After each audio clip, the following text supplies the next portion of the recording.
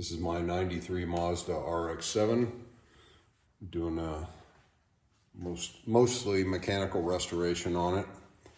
Had to pull the engine to have it rebuilt, and I rewrapped all the engine wiring harnesses, as you can see.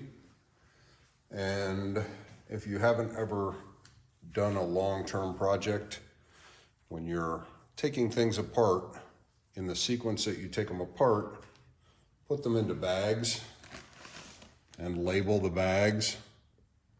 And I also number the bag so that I can start with the last bag when I go to reassemble the car. I can put it all back together because I'm not going to remember all the little parts and pieces and what goes with what.